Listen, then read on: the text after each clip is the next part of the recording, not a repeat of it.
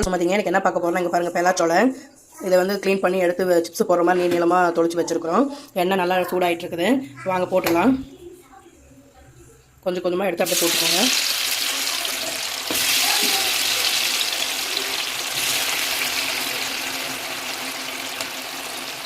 அவ்வளோதாங்க. போட்டுட்டு நல்லா பீட் பண்ணி விடுங்க, மிக்ஸ் பண்ணி விடுங்க.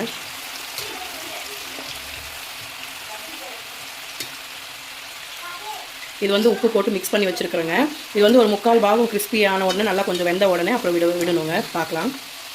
கொஞ்சம் உப்பு தண்ணி விடணும், லைட்டாக நம்ம டேஸ்ட்டுக்கு ஏற்ற மாதிரி.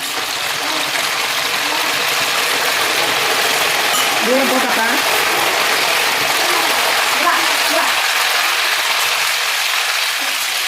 தண்ணி சவுண்ட் அடங்கின உடனே எடுத்துடலாம்.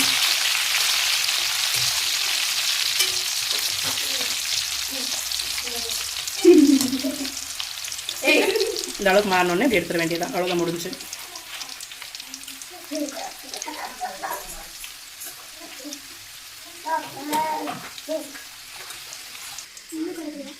வாங்க இது பாருங்கள், நல்லா இப்படி உடையிற அளவுக்கு இருக்குது. இதுதான் டேஸ்ட்டாக இருக்கும். ட்ரை பண்ணி பாருங்கள். கொஞ்சம் காயாக இருக்கணும், பழமாக இல்லாமல் 3/4 பாகம் பழுத்த இதாக இருக்கணும். பாருங்கள், கிறிஸ்பியாக டேஸ்ட்டாக இருக்கும்.